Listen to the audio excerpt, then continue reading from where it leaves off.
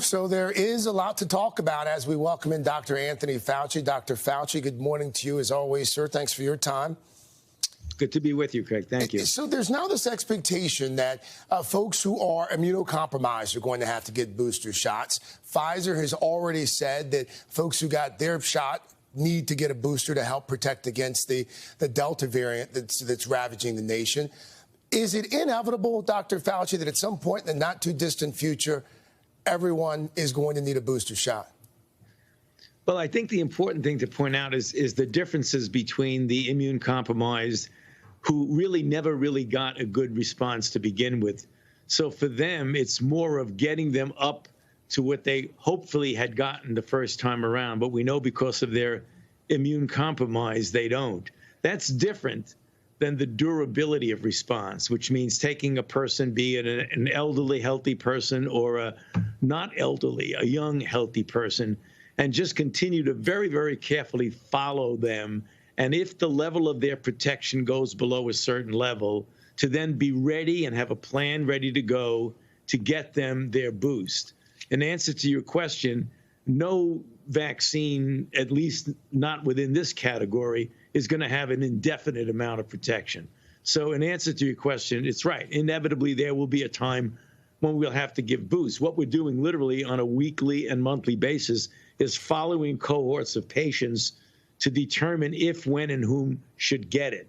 But right now, at this moment, other than the immune compromised, we're not going to be giving boosters to people. But we will be following them very carefully. And if they do need it, we'll be ready to give it to them. Let's talk about the guidance that changed on Wednesday from the CDC. Initially, the guidance was pregnant women could get it. And now the CDC is saying that pregnant women should get the vaccine. What prompted that change?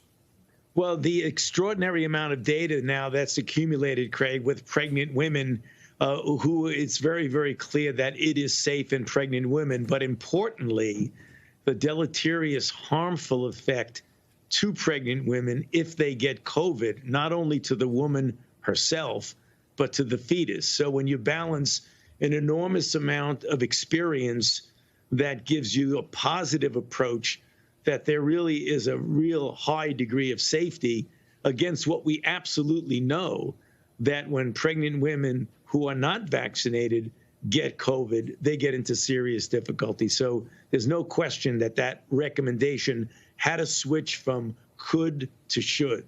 And you've got this patchwork of rules around the country with regards to schools. Testing's down, hospitalizations are up, cases are up. Should we be reopening all of our schools for in-person learning, Dr. Fauci?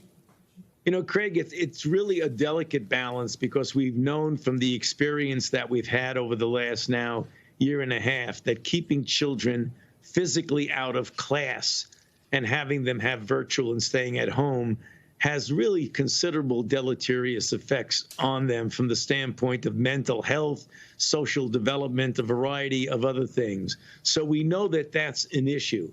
Then when you look at the situation, that if you want to keep them in school, you really got to do whatever you can to keep them safe.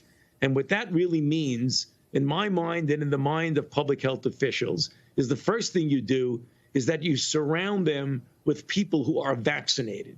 And that's the reasons why we want the teachers to get vaccinated, we want the personnel in the school to get vaccinated, and we want children who are eligible because of their age to get vaccinated.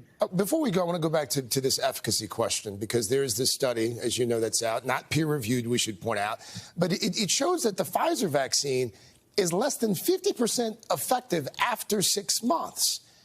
Yeah. What do you make of that? Yeah, I think what we need to do, Craig, is to get a lot of data, which is literally in real time, even as we speak now. We're doing that. There's data from Pfizer. There's data from Moderna. There's Pfizer data from Israel. There's Pfizer data from the United States.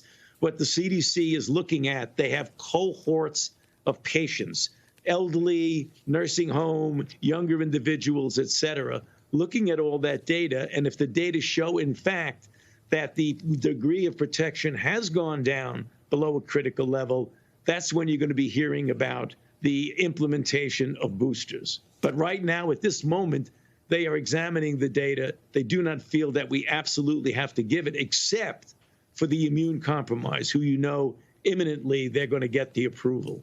Dr. Anthony Fauci, we'll have to leave it there. Dr. Fauci, thanks as always, sir. Appreciate your time. Good to be with you, Craig. Thank you for having me. Hey, thanks for watching our YouTube channel. Find your favorite recipes, celebrity interviews, uplifting stories, shop our favorite deals, and so much more with the Today app. Download it now.